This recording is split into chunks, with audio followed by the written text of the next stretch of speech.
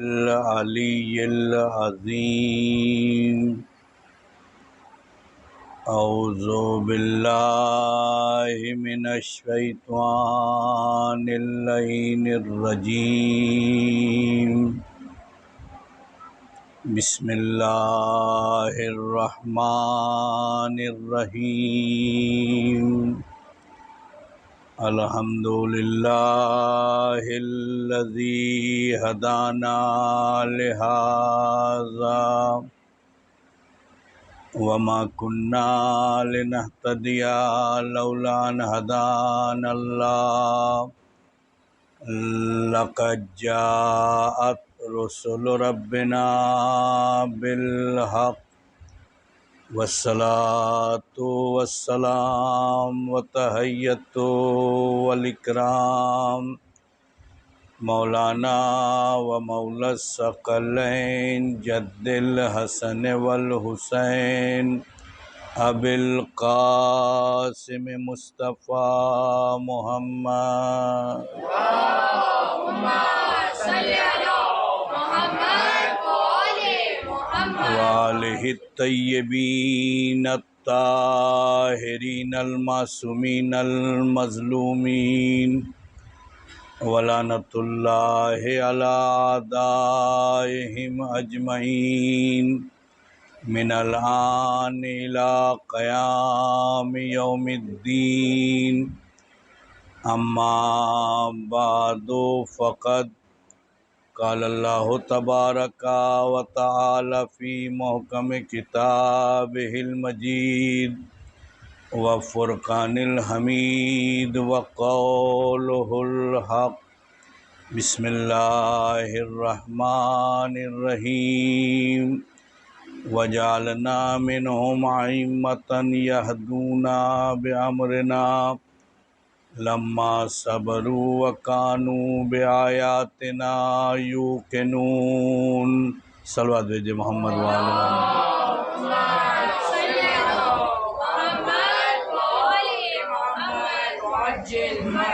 ارباب اعزاز، کل کی مجلس میں بیان یہاں تک پہنچا تھا کہ وہ خالق ہے، ہم اس کی مخلوق ہیں، اور جب وہ خالق ہے اور ہم اس کی مخلوق ہیں تو پھر ہمارے اندر تکبر پیدا نہیں ہونا چاہیے۔ قیامت کے دن انسان کے اعمال مجسم صورت میں اس کے سامنے موجود ہوں گے۔ ایک علی کے شیعہ ہونے کی حیثیت سے ہماری ذمہ داری بہت زیادہ ہے۔ اللہ کو اگر امید ہے تو صرف علی والوں سے، نبی کو امید ہے تو صرف علی والوں سے، امام کو امید ہے تو صرف علی والوں سے، اور اگر علی والے عمل کرنا چھوڑ دیں گے تو اس کائنات میں اندھیرا چھا جائے گا۔ لہذا آپ اپنی ذمہ داری کو سمجھیں۔ زندگی کا کمال یہ ہے کہ انسان اپنے مقصد کے بارے میں غور و فکر کرے۔ روایات میں ہے کہ 1 ساعت کی فکر جو ہے 70 سال کی عبادت سے بہتر ہے۔ بعض میں 70 ہے، بعض میں 70,000 ہے کہ 1 لمحے کی فکر تفکر ساعۃ خیر من عبادہ 70 سنہ، 70 سال کی عبادت سے بہتر۔ یعنی یہ روزانہ اگر انسان مسجد میں بیٹھ کر نماز پڑھے، تسبیح پڑھے، وہ ایک طرف، اور 1 لمحے کی فکر وہ ایک طرف۔ آپ کہیں گے یہ کیسے ممکن ہے؟ اس کا جواب بھی کربلا نے ہمیں دیا۔ جناب حر کی 1 لحظے کی فکر کہ میرے سامنے جو ہے وہ فاطمہ کا لال ہے، میں کیسے جرأت کر سکتا ہوں؟ میری وجہ سے حسین کے بچے پیاسے ہیں۔ یہ ایک لحظے کی فکر نے حر کا مقدر بدل دیا۔ آج ہم حر کو علیہ السلام کہتے ہیں، حر کا ماتم کرتے ہیں۔ تو عزیزان گرامی، مقصد کیا ہے، ہدف کیا ہے؟ ہدف ہمارا پیسہ جمع کرنا ہے، ہدف ہمارا کسی کو دھوکہ دینا ہے، ہدف ہمارا کسی کو بیوقوف بنانا ہے؟ کیا ہے ہدف؟ ہدف بنانے کے 3 قانون ہیں کہ جب آپ ہدف بنائیں تو 3 چیزیں آپ کے مد نظر رہنا چاہیے۔ پہلی چیز، ہدف آپ کا بڑا ہونا چاہیے۔ کیوں ہدف بڑا ہونا چاہیے؟ اس لیے کہ آپ کی زندگی جو ہے وہ ایک ہے۔ ایسا نہیں ہے کہ بار بار یہ تو آپ زندہ ہوتے رہیں گے، زندگی صرف ایک ہے۔ جو کرنا ہے آپ کو اسی زندگی میں کرنا ہے۔ جب کوئی دوسری زندگی آپ کو نہیں ملے گی تو اس کا مطلب مرنے کے بعد چیپٹر کلوز ہے۔ جو کرنا ہے آپ کو اسی زندگی میں کرنا ہے، اور وقت بھی بہت کم ہے۔ ایسا نہیں کہ ہمارے پاس وقت بہت زیادہ ہے کہ اطمینان سے ہم کر لیں گے۔ موت اور حیات کا کوئی بھروسہ نہیں ہے کہ یہ موت کب آ جائے۔ تو وقت آپ کے پاس بہت کم ہے۔ کتنا وقت ہے یہ بھی آپ کو معلوم نہیں ہے کہ 1 گھنٹے کا وقت ہے یا 10 گھنٹے کا وقت ہے، 1 مہینہ، 1 سال، 10 سال، کتنا ٹائم ہے، اس ٹائم کا بھی آپ کو علم نہیں ہے۔ لہذا کوئی بڑا کام کریں آپ۔ کام جو ہونا چاہیے آپ کا بہت بڑا ہونا چاہیے، اس لیے کہ زندگی ایک ہے۔ اور خود امیر المومنین فرماتے ہیں کہ اپنی زندگی کی قیمت جنت سے کم پہ نہ لگانا۔ یعنی یہ درہم و دینار پر آپ اپنی زندگی کی قیمت لگا رہے، بہت چھوٹی قیمت ہے۔ تمہاری لائف کی قیمت جو ہے وہ جنت سے کم نہیں ہونا چاہیے۔ لہذا روایتوں میں ہے کہ پیغمبر اسلام ایک شخص کے یہاں مہمان ہوئے، اور مہمانی کے بعد پیغمبر اسلام نے اس سے کہا کہ مانگ، تو کیا مانگتا ہے؟ اگر یہ گولڈن چانس ہمیں اور آپ کو ملے کہ معصوم کہے کہ مانگو، کیا مانگنا چاہتے ہیں، ہم کیا مانگیں گے؟ بینک بڑھ جائے، منصب کوئی بہت بڑا مل جائے، شہرت مل جائے؟ پیغمبر اسلام نے کہا مانگ، کیا مانگنا چاہے، جو مانگے گا میں دوں گا۔ اس نے کہا اللہ کے رسول، میں چاہتا ہوں کہ آپ مجھے ایک اونٹنی دے دیں، ایک اونٹنی، تاکہ میں اس پہ سواری کروں اور اس کا دودھ پیوں۔ پیغمبر اسلام نے کہا کہ ٹھیک ہے، تجھے مل جائے گی۔ اور اس کے بعد جب گھر سے باہر نکلے تو پیغمبر اسلام نے ایک جملہ کہا کہ کاش یہ وہ مانگتا کہ جو بنی اسرائیل کی بڑھیا نے جناب موسیٰ سے مانگا تھا۔ یہ وہ مانگتا کہ جو اس بڑھیا نے جناب موسیٰ سے مانگا تھا۔ کیا مانگا تھا؟ کہا کہ روایتیں ہیں کہ جب جناب یوسف کا انتقال ہونے لگا تو انہوں نے وصیت کی تھی کہ جب بھی بنی اسرائیل مصر چھوڑ کے فلسطین کی طرف جائیں تو میرا تابوت جو ہے وہ بھی فلسطین کی طرف لے جائے۔ جب جناب موسیٰ مصر سے فلسطین کی طرف جانے لگے تو انہوں نے لوگوں سے پوچھا کہ یوسف کا تابوت کدھر ہے؟ کوئی بتانے کو، کسی کو معلوم ہی نہیں تھا کہاں ہے۔ ایک بڑھیا نے کہا کہ میں بتاؤں گی، لیکن میں چاہتی ہوں کہ آپ مجھے 3 طرح کی گارنٹی دیں۔ جناب موسیٰ نے کہا کہ مانگو، کیا مانگتی ہو؟ کہا کہ میں چاہتی ہوں کہ آپ مجھے جوان کر دیں۔ دوسری چیز، میں چاہتی ہوں کہ آپ مجھ سے شادی کر لیں۔ اور تیسری چیز، میں چاہتی ہوں کہ جنت میں بھی آپ میرے ساتھ رہیں۔ کتنی عقل مند تھی بڑھیا کہ ایک ہی اس میں دنیا بھی مانگ لی اور آخرت بھی مانگ لی، کہ بھائی بوڑھی ہو گئی ہے، جوانی مانگ لیا، جناب موسیٰ کی ہمسر کا شرف مل گیا، اور جنت کی گارنٹی بھی نبی سے حاصل کر لی۔ تو عزیزان گرامی، عقل مندی یہی ہے کہ آپ بھی اپنا ہدف جو ہے وہ بڑا رکھیں۔ یہ جو ہم دعائیں مانگتے ہیں کہ بیماری صحیح ہو جائے یا اولاد مل جائے، یا یہ بہت چھوٹا ہدف ہے۔ اہل بیت علیہ السلام سے مانگنا رہے تو کوئی بڑی چیز مانگے، ہم بہت چھوٹی چھوٹی چیز مانگتے ہیں، ان سے بڑی چیزیں مانگا کریں۔ عزیزان گرامی، اہل بیت علیہ السلام نے جو قربانیاں دی ہیں وہ دین کے لیے دی ہیں، اس لیے کہ دین قیمتی ہے، بہت قیمتی ہے، اور اتنی قیمتی ہے کہ اہل بیت علیہ السلام نے اپنا گھرانہ اس دین کے لیے لٹا دیا۔ معمولی قربانی نہیں ہے۔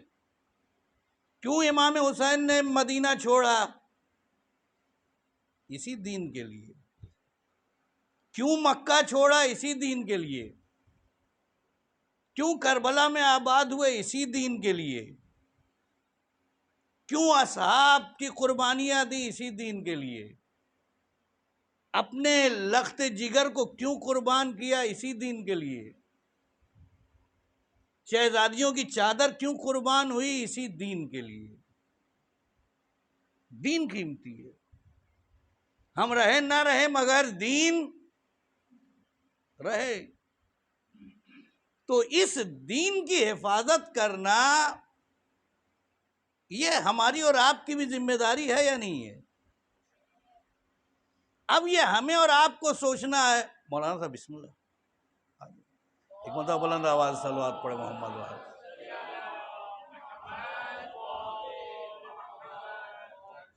بھائی جاتے ایک مرتبہ بلند آواز سے صلوات پڑھے محمد وال۔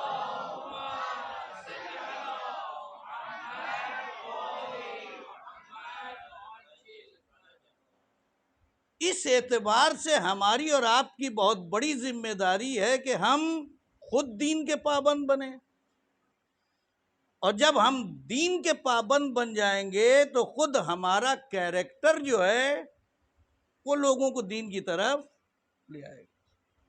خاموش مبلغ، ہم اور آپ یہ جو کالا کپڑا پہنتے ہیں یہ حقیقت میں خاموش مبلغ ہیں۔ یہ کالا کپڑا جو ہے وہ تبلیغ کرتا ہے۔ کیوں؟ کچھ ہوا ہے کہ جس کی بنیاد پہ انہوں نے کالا کپڑا پہنا ہے۔ دیکھا ہوگا سانسد میں کالی پٹیاں لوگ باندھے ہوئے، کیوں؟ کچھ ہے کہ جس کا جو ہے یہ غم منا رہے ہیں، جس کے سلسلے میں وہ احتجاج کر رہے ہیں۔ تو ہم جہاں جاتے ہیں، جہاں آتے ہیں، جس بزم میں بیٹھتے ہیں، ہمارا یہ لباس جو ہے وہ تبلیغ کرتا ہے۔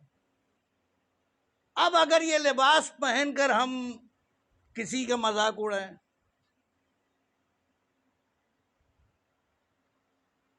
اب یہ لباس پہن کر ہم کہا مار کے ہنسیں،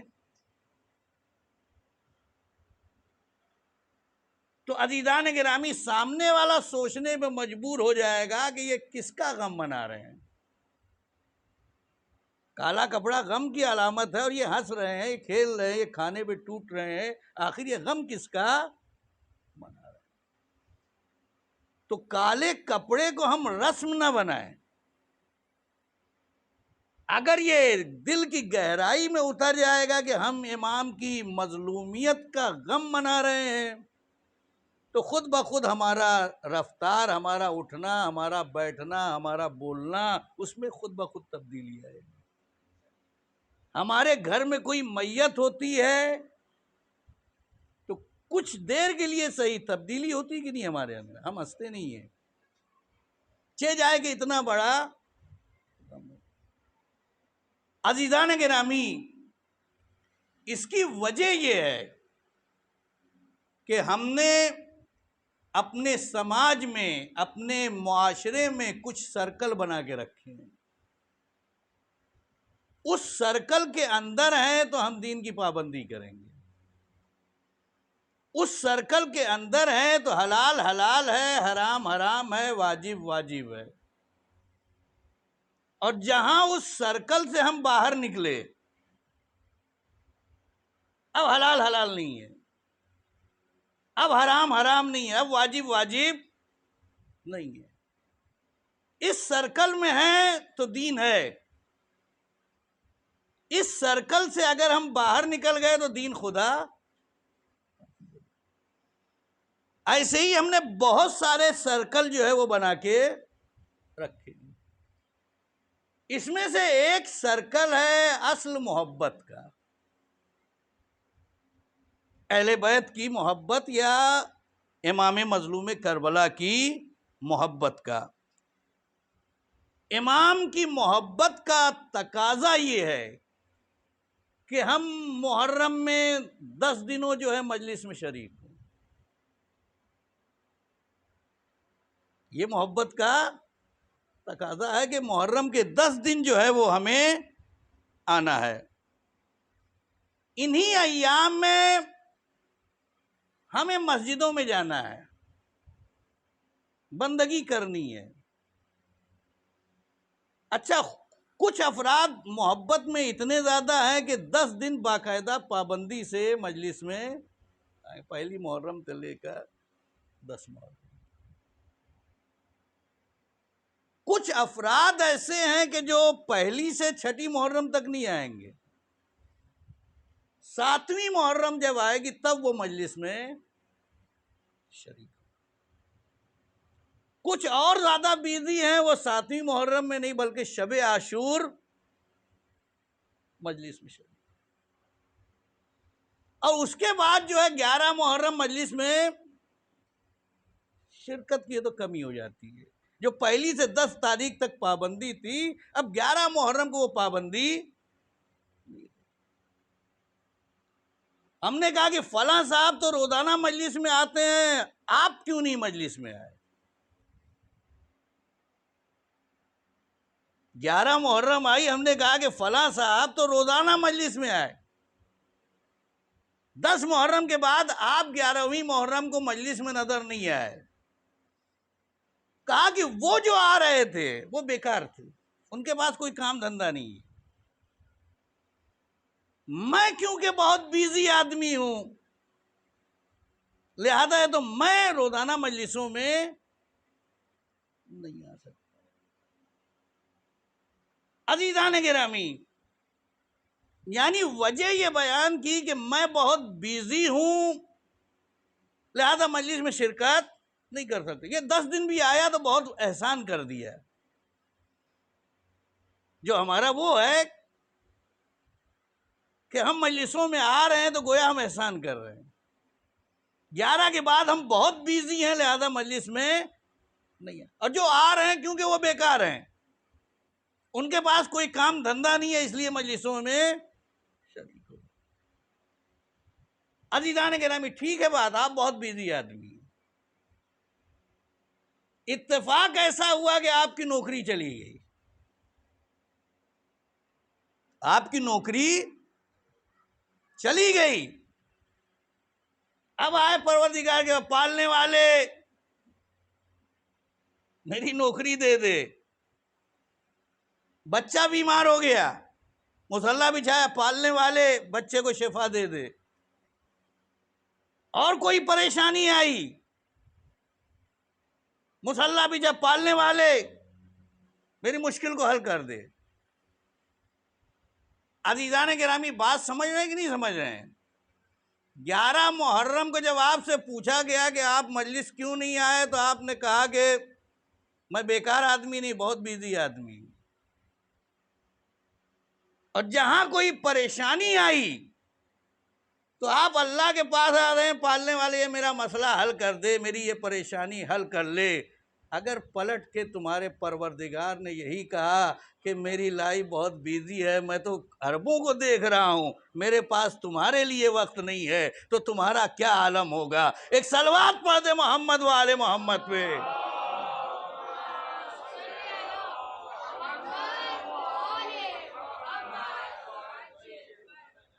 عزیزان گرامی، یا آپ دوسرا رخ دیکھیں. 10 دن ہم نے امام حسین کو دیے، حالانکہ ہماری یہ زندگی 10 دنوں کے لیے نہیں ہونی چاہیے. امام حسین کے لیے ہماری پوری لائف، لیکن ہم نے 10 دن امام حسین کو دے دیا. اب اس کے بعد جو ہے امام حسین کے لیے ہمارے پاس ٹائم نہیں، یا آگے بڑھ جائیں چہلم تک، یا 2 مہینہ 8 دن، اس کے بعد ٹائم نہیں. محشر میں آپ پہنچے،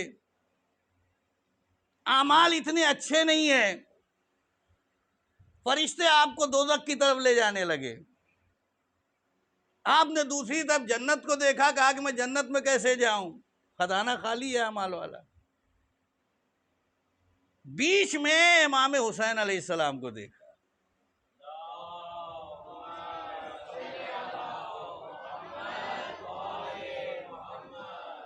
اگر آپ کو کوئی جنت میں بھیج سکتا ہے تو یہ یہی ذات ہے، امام مظلوم کربلا کی. وہی آپ کی شفاعت کریں گے تو آپ جنت میں جائیں گے. یہ جو آپ نے اپنی زندگی میں امام حسین کو 10 دن دیے، یا 40 دن دیے، یا 2 مہینہ 8 دن دیے، روز محشر اگر آپ امام مظلوم کربلا کے پاس گئے اور کہا کہ مولا ہماری شفاعت کر دیں کہ میں جنت میں چلا جاؤں، پلٹ کر اگر یہی بات مولا نے کہہ دیا کہ 10 دن کی گارنٹی لیتا ہوں، یا 2 مہینہ 8 دن کی گارنٹی لیتا ہوں، اس کے بعد والی گارنٹی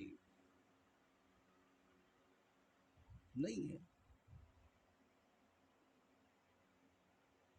ہم کہاں کے رہیں گے؟ عزیزان گرامی، آخرت کو دنیا کے انداز پہ سوچنا آپ چھوڑ دیں.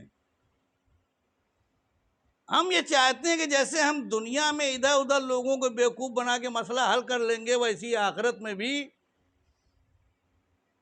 بیوقوف بنا کے مسئلہ حل کر لیں گے. نہیں بھائی، دنیا کی پولیس کو یہ تو دھوکہ دینا آسان ہے، لیکن آخرت میں اللہ کے ملائکہ کو دھوکہ دینا ممکن نہیں. تو یہ جو کیا کہتے ہیں، ہم نے سرکل بنائے. ایک سرکل یہ ہے کہ صاحب بہت بڑے آدمی ہیں، مسجد کیوں نہیں آتے؟ کہا کہ بڑے آدمی ہیں. مجلس میں کیوں نہیں آتے؟ کہا کہ وہ عید یا بقرعید کو ہی آ جاتے ہیں، عاشورہ کے دن آ جاتے ہیں، یہی بہت ہے. بہت بڑے آدمی. یعنی ہم نے جو دائرہ بنا کے رکھا ہے کہ اگر بڑا آدمی ہے تو ضروری نہیں ہے کہ وہ روزانہ آئے. ہماری سوچ یہ ہے، ہماری فکر یہ ہے کہ اگر وہ عید میں آ گیا، بقرعید میں آ گیا تو یہی بہت ہے، جائے کہ وہ روزانہ ہے. یعنی ہم نے جو بڑے اور سوچے چھوٹے کا معیار بنایا ہے، وہ دولت کو بنایا ہے. دولت بہت زیادہ ہے تو ہم کہتے ہیں بہت بڑا آدمی ہے، اور دولت نہیں ہے تو ہم کہتے ہیں یہ بہت چھوٹا آدمی ہے. اور یہی سوچ ہر زمانے میں رہی ہے کہ پیسہ ہے تو بڑا ہے، پیسہ نہیں ہے تو چھوٹا ہے. ہم عزت بھی کرتے ہیں، یہی سو بڑا ہے تو عزت کریں گے، چھوٹا ہے تو ہم عزت کرنے کے لیے تیار نہیں. ایک صاحب سڑک پہ جا رہے تھے، اچھے خاطر لمبے چوڑے. آپ نے کہا کہ جناب یہ بہت بڑے آدمی تھے. میں نے کہا کہ الحمدللہ 6 فٹ کا انسان ہے، ہتھا کتھا لمبا چوڑا جو ہے، آپ کہہ رہے بہت بڑے آدمی تھے۔ کہا کہ اصل میں مسئلہ یہ ہے کہ آپ مولوی صاحب ہیں، اور مولوی صاحب کے مولوی صاحب رہ گئے، آپ کو نہیں معلوم، یہ پہلے بہت کروڑ پتی انسان تھے، اب پیسہ ان کے پاس نہیں ہے، اب بڑے نہیں رہ گئے، چھوٹے ہو گئے۔ دوسرے دن ایک 4.5 فٹ کا انسان سڑک پہ جا رہا تھا، آپ نے کہا کہ یہ بہت بڑا آدمی ہے۔ کہا کہ کہاں سے یہ بڑا دکھتا ہے، 4.5 فٹ کا انسان آپ کو بڑا دکھ رہا ہے۔ پھر انہوں نے کہا کہ آپ تو مولوی صاحب کے مولوی صاحب ہی رہ گئے، یہ بہت کروڑ پتی انسان ہے۔ تو عزیزان گرامی، ہماری سوچ یہ ہے کہ جس کے پاس پیسہ ہے وہ بہت بڑا ہے، اور جس کے پاس پیسہ ہے وہ بہت چھوٹا ہے، لیکن اسلام نے اس چیز کی نفی کی ہے۔ اسلام نے کہا ہماری نگاہ میں پیسہ معیار نہیں ہے، ہماری نگاہ میں منصب معیار نہیں ہے، ہماری نگاہ میں مقصد معیار نہیں ہے، شہرت معیار نہیں ہے، بلکہ جو جتنا خوف الہی رکھتا ہوگا وہی بڑا ہوگا۔ ابو لہب بہت بڑا تھا، ابو جہل بہت بڑا تھا، لیکن دائرہ اسلام میں نہیں آیا تو وہ اسلام کی نگاہ میں بہت چھوٹا ہو گیا۔ اس کے مقابلے میں سلمان بہت غریب تھے، ابو ذر بہت غریب تھے، مقداد بہت غریب تھے، لیکن دائرہ اسلام میں جب آ گئے اپنے کیریکٹر کو اتنا ملایا کہ آواز دی سلمان و منا اہل البیت، سلمان ہم اہل بیت میں سے ہے۔ ایک صلوات پڑھ دے محمد و آل محمد پہ۔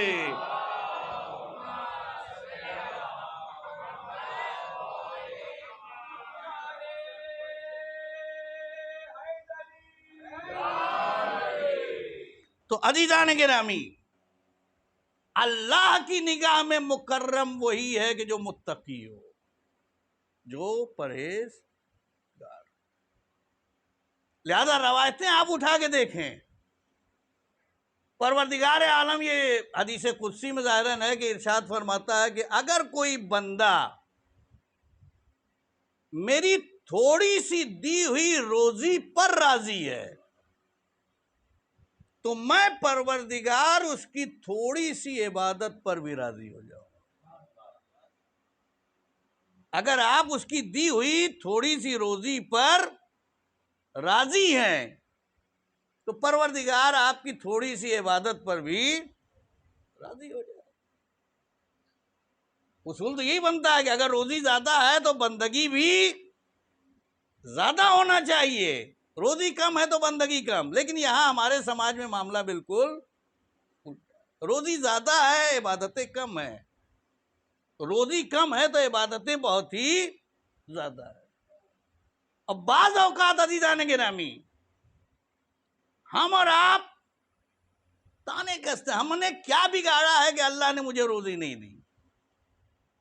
کہا تھا کہ روزی کے بارے میں اشارہ کروں گا کہ اللہ نے ہمیں کیوں نہیں روزی دی؟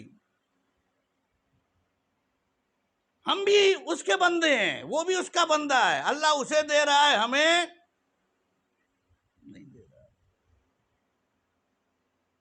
اب بعض اوقات یہ روزی کی جلد بازی انسان کو حرام پہ مجبور کر دیتی۔ روزی کے لیے جلدی کرنا، اللہ نے آپ کے نصیب میں جتنی روزی لکھی ہے اتنی روزی آپ کو مل کے رہے گی، کوئی آپ کے لیے چھین نہیں سکتا۔ لیکن یہ آپ کی جلد بازی ہے کہ آپ کی حلال روزی جو ہے وہ حرام میں بدل جاتی ہے۔ وہ کیسے؟ سہارا دیا امیر المومنین حضرت علی ابن ابی طالب علیہ السلام نے۔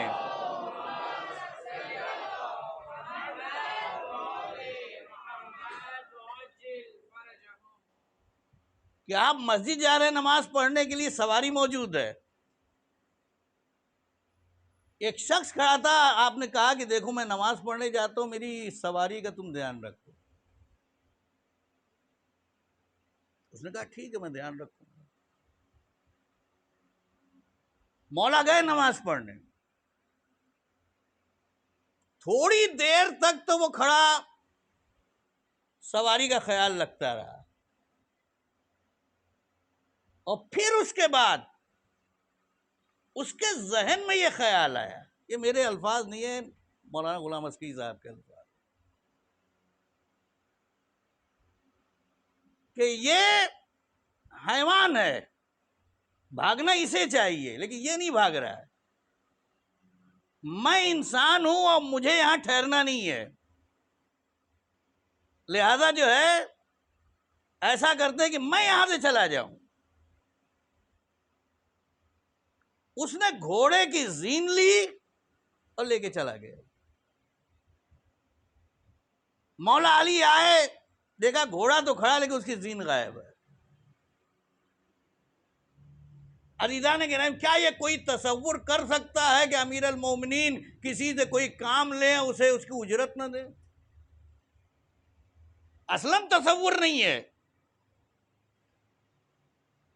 لیکن یہ جلد بازی۔ مولا نے قمبر کو بلایا، 2 درہم ہاتھ میں رکھے، قمبر جاؤ جا کے تو زین لے کر آؤ، اور کہا کہ دیکھو کوئی حساب کتاب نہیں کرنا، سامنے والا جتنے میں مانگے اتنے میں یہ زین لے لے۔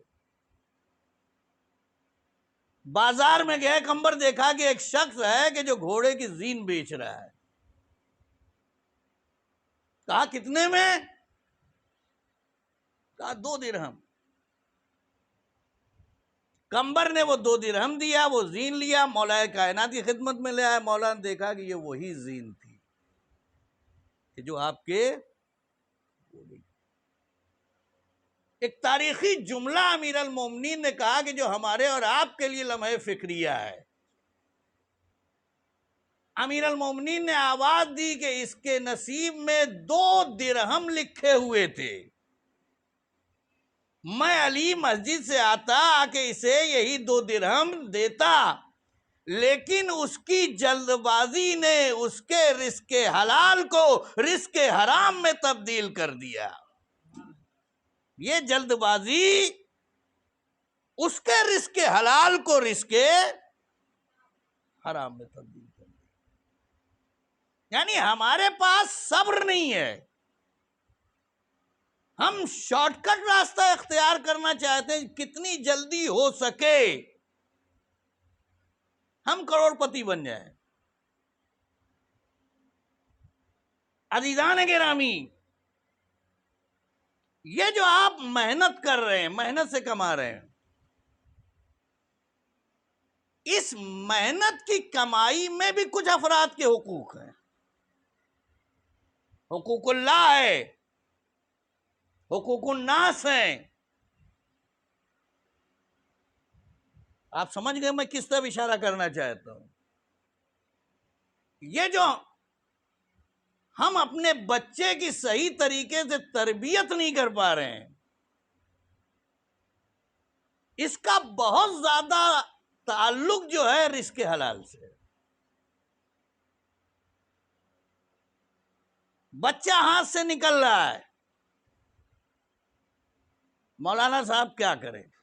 آپ کوئی نسخہ بتائیں۔ مولانا بھی یہ تو کوئی تعویل لکھ کے دے دیتے کہ چلو بھائی یہ تو اس میں آپ کا مسئلہ،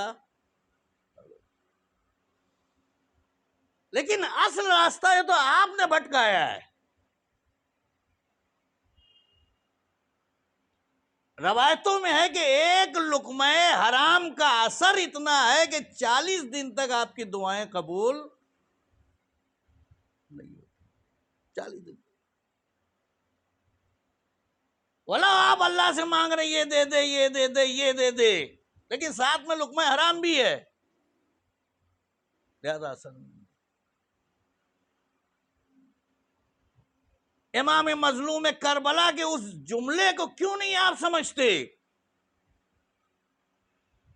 کہ جو لشکر یزید سے خطاب کر کے کہا تھا کہ تم مجھے نہیں جانتے تو میں اپنی معرفی کروا دیتا ہوں کہ میں کون ہوں۔ جو جانتا ہے لیکن جو نہیں جانتا وہ جان لے کہ میں علی کا بیٹا ہوں، فاطمہ کا لخت جگر ہوں، رسول کا نواسہ ہوں۔ میں نے حلال کو حرام نہیں کیا، میں نے حرام کو حلال نہیں کیا، کیوں میرے قتل کے در پہ؟ اور اس کے بعد کہتے مجھے معلوم ہے کہ میری بات کا تم پہ اثر کیوں نہیں ہوتا، اور کہا اس لیے کہ تمہارے شکم جو ہے وہ حرام سے بھرے ہوئے۔ یہ ظاہراً خطاب لشکر یزید سے ہے، لیکن کبھی آپ جو ہے اس کا تجزیہ کریں اس جملے کا۔ یہ جو قرآن کی آیتوں کا ہم پر اثر نہیں ہوتا، روایتوں کا ہم پر اثر نہیں ہوتا، علماء کی باتوں کا ہمارے اوپر اثر نہیں ہوتا، اس کی وجہ کیا ہے؟ اللہ کا کلام بہت خوبصورت کلام ہے، نبی کا کلام بہت خوبصورت کلام ہے، عالم باعمل کا کلام بہت خوبصورت کلام ہے، لیکن کیا بات ہے کہ ہمارے دل پر اثر نہیں کر رہا ہے۔ کلام میں کوئی کمی نہیں ہے، پڑھنے والے میں کوئی کمی نہیں ہے، کمی اس ظرف میں ہے، یہ دل جو ہے وہ سیاہ ہے، وہ اثر نہیں کر رہا۔ لہذا عزیزان گرامی کوشش کریں کہ اپنی غذاؤں کو پاکیزہ بنائیں۔ دین کا محور جو ہے ہم نے امام کو بنایا کہ امام دین کا محور ہے، مرکز ہے، ہم اور آپ امام کا انتظار کر رہے ہیں، ٹھیک ہے؟ اگر امام آ جائیں، آیا ہم آمادہ ہیں امام کو ویلکم کہنے کے لیے؟ بھائی ایک گھر ہم بناتے ہیں بڑا خوبصورت، اپنے دوستوں کو بلاتے ہیں کہ دیکھو میں نے کتنا خوبصورت گھر بنایا ہے، دوست بھی تعریف کرتے ہیں، ماشاءاللہ بہت اچھا گھر آپ نے بنایا۔ کبھی آپ نے یہ سوچا کہ یہ اتنا خوبصورت گھر جو میں نے تیار کیا ہے میں اپنے امام کو دعوت دوں؟ آیا میرا گھر اس لائق ہے کہ امام وقت میرے گھر پہ قدم رکھے؟ یہ جو گھر کی عمارت میں نے تیار کی ہے یہ حلال پیسے سے ہے یا نہیں ہے؟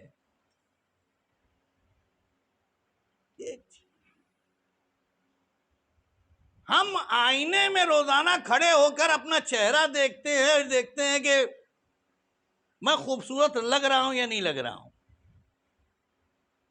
ٹھیک ہے؟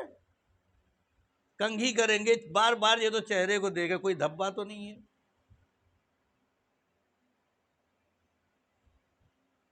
آپ اپنے سے سوال کریں میری جو شخصیت ہے، میرا جو حلیہ ہے، کیا میری شخصیت، میرا حلیہ میرے زمانے کے امام کو پسند آئے گا یا نہیں آئے گا؟ اس سوالیہ نشان۔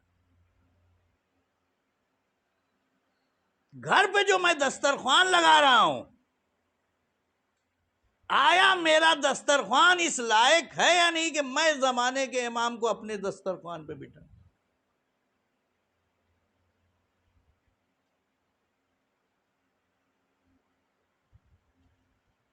'اگر غور بہت چھوٹی چھوٹی چیزیں ہیں، لیکن اگر آپ غور کریں تو بہت بڑی باتیں ہیں یہ۔ ہم زمانے کے امام کا انتظار کر رہے، 24 گھنٹے میں آپ نے کتنی بار اپنے زمانے کے امام کا انتظار کیا؟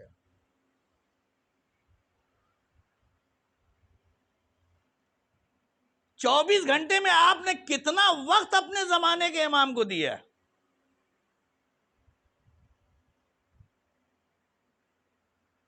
کتنی بار ہم نے السلام علیکم یا مہدی کہہ کے تو مخاطب کیا؟ یہ ہماری اور آپ کی ذمہ داری ہے۔ ہم کھڑے ہوتے صبح اٹھتے ہیں تو صبح اٹھ کر ایک کام آپ یہ کریں، زمانے کے امام کو سلام کریں۔ یا ایک ڈیوٹی یہ بنا لیں کہ روزانہ جو ہے کربلا کا رخ کر کے السلام علیکم یا ابا عبداللہ. آپ کربلا نہیں جا پا رہے ہیں، لیکن مولا دل دیکھتے ہیں. یہ جو آپ یہاں پہ کھڑے ہو گئے السلام علیکم یا ابا عبداللہ، یہ آواز وہاں تک، ہم میں سے کتنے ہیں کہ جو روزانہ یہ کام کرتے ہیں؟ ہم نماز پڑھتے ہیں، نماز پڑھنے کے بعد ایک زیارت ہوتی ہے، اس زیارت میں بھی ہم کتنا دل لگا کے وہ زیارت پڑھتے ہیں. یہ جو امام حسین کی یا 8ویں امام کی یا 12ویں امام کی زیارت ہوتی، زیارت پڑھنے کا مطلب کیا ہے؟ یعنی امام مظلوم سامنے ہے، ہم انہیں سلام کر رہے ہیں. 8ویں امام سامنے ہم سلام کر رہے ہیں، 12ویں امام سامنے ہم سلام کر رہے ہیں. ظاہراً انگلی ادھر رہتی ہے لیکن ہم ادھر ادھر دیکھتے ہیں. موبائل آ گیا تو فوراً جو ہے وہ بھی ختم، موبائل پہ بات کرنا.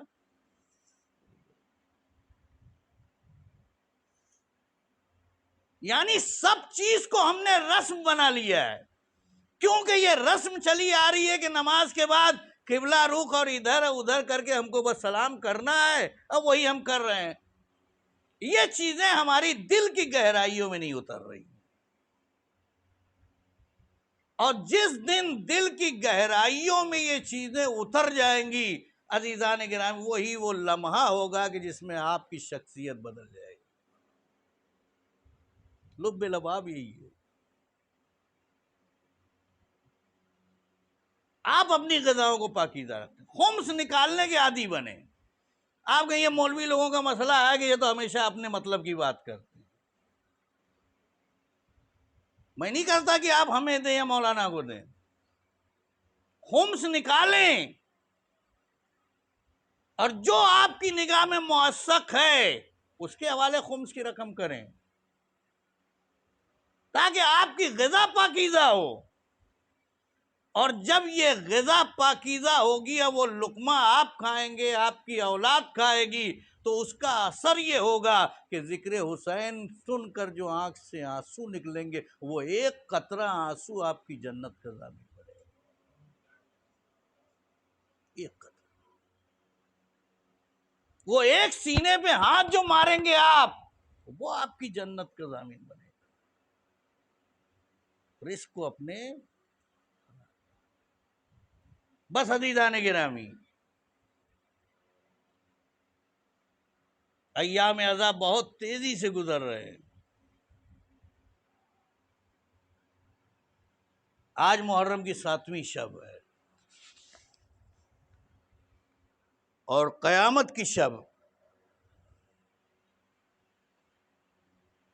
آج جب آپ پانی پئیں تو اہل بیت کے گھرانوں کے بچوں کی پیاس ضرور یاد کریں. جب بھی آپ کے سامنے پانی کا گلاس آئے، آنکھوں سے آنسو کے قطرے گریں. سکینہ کی اعلیٰ تش، کربلا کے بچوں کی اعلیٰ تش، آئے پیاس آئے پیاس. یہ وہ تاریخ ہے کہ جس میں خیام حسینی میں جو پانی بچا تھا وہ بھی ختم ہو گیا. آج کی تاریخ سے حسین کے گھرانے کے بچے پیاسے رہے. حسین کب کے پیاسے ہمیں نہیں معلوم، عباس کی پیاس کب تک کی ہمیں نہیں پتا، علی اکبر کتنے دن سے پیاسے نہیں معلوم. یہ 3 دن کی پیاس حسین کے بچوں کی پیاس.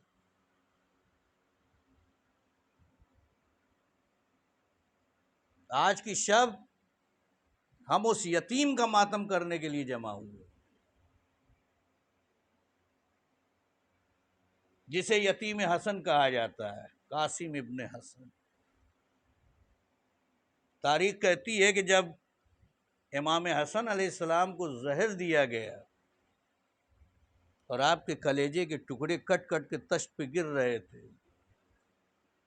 تو ایک 3 سال کا بچہ آیا، آ کے بابا سے لپٹ گیا.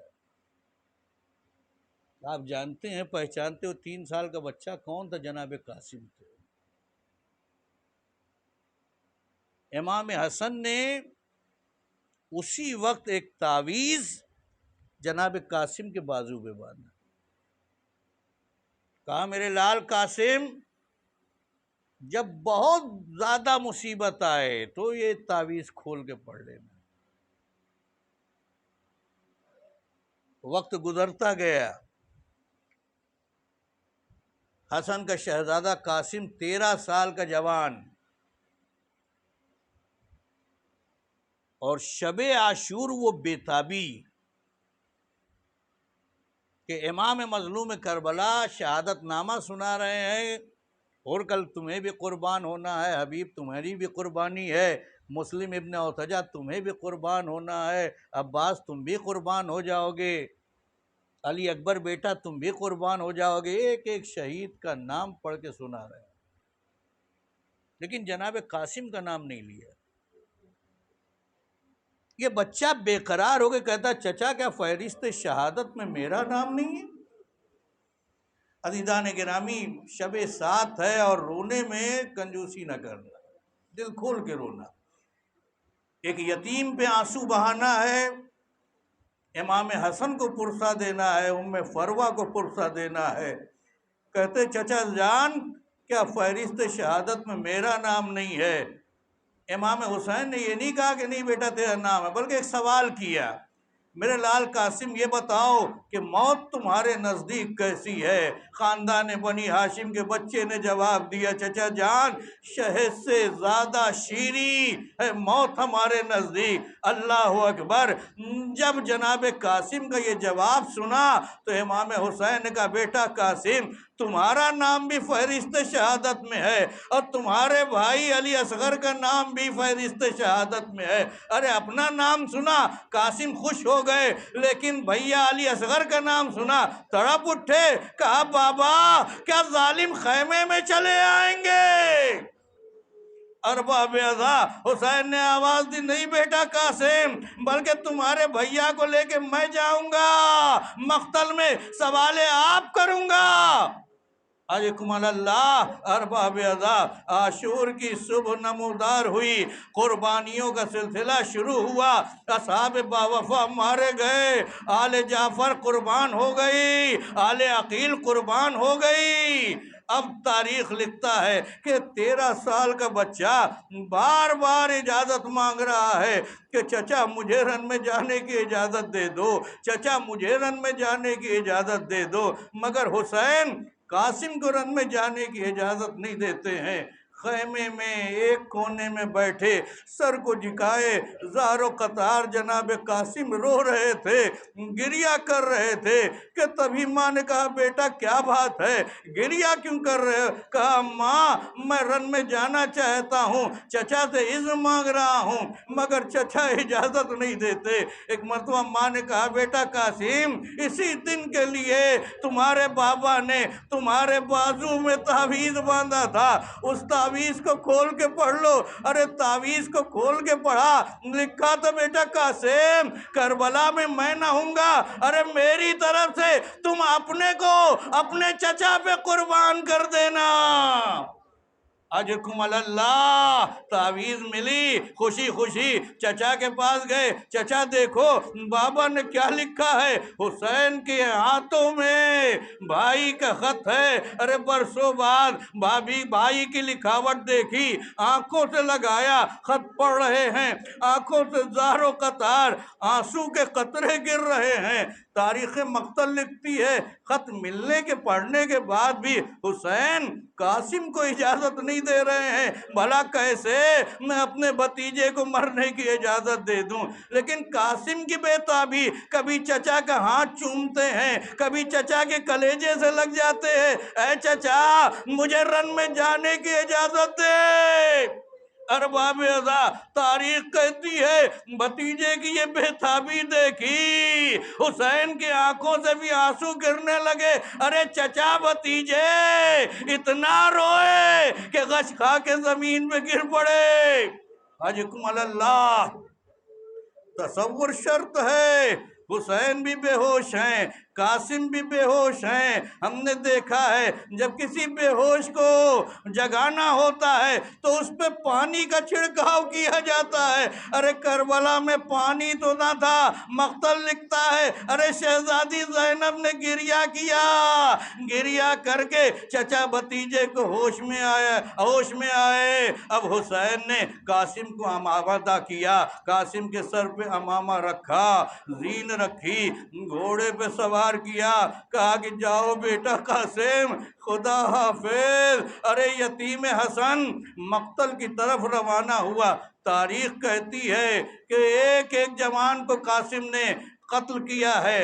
ازرق نام کا پہلوان، اس سے کہا گیا کہ تم قاسم کے مقابلے میں جاؤ، اس نے کہا کہ میں قاسم کے مقابلے میں جاؤں، میں اپنے بچوں کو بھیجتا ہوں۔ 4 بیٹوں کو اس نے جناب قاسم کے پاس بھیجا، لیکن چاروں بیٹوں کو واصل جہنم کیا۔ خود ازرق نام کا پہلوان قاسم کے مقابلے میں آیا، اسے بھی واصل جہنم کیا۔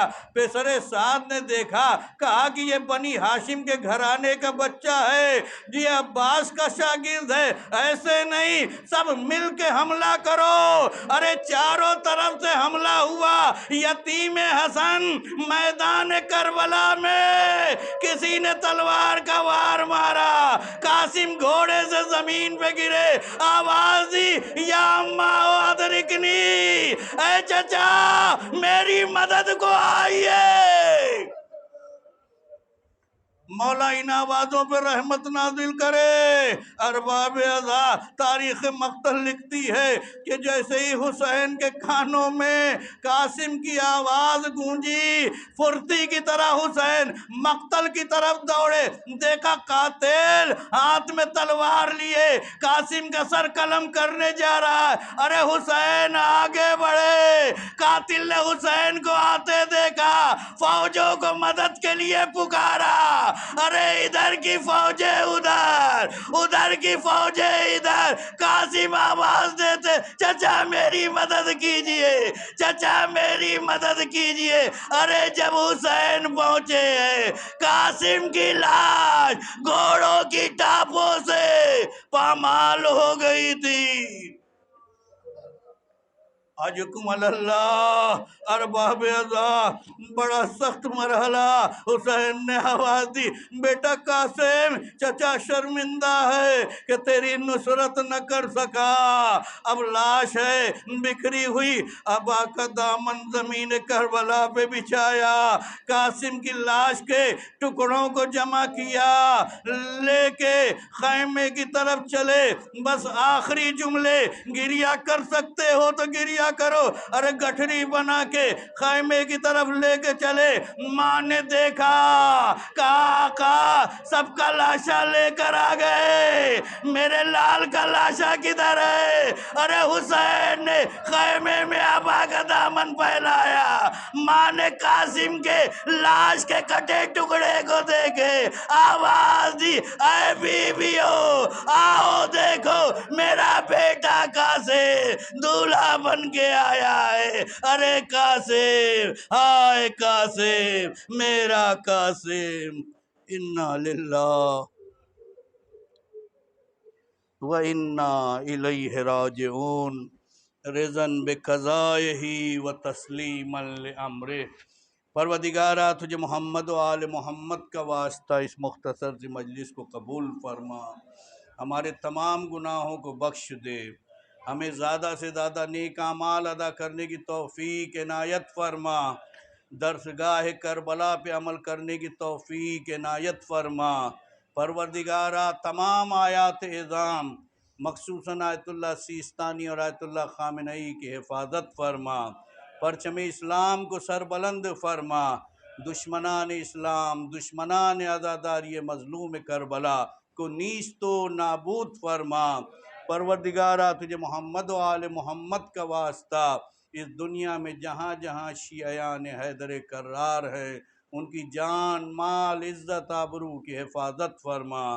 پروردگارہ تجھے محمد و آل محمد کا واسطہ منتقم خون حسینی فرزند زہرا امام زمانہ کے ظہور میں تعجیل فرما، ہمیں ان کے انصار و مددگار میں شامل فرما۔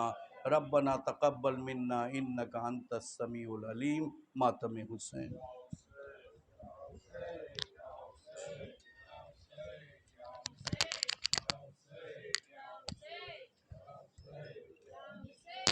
Hussein.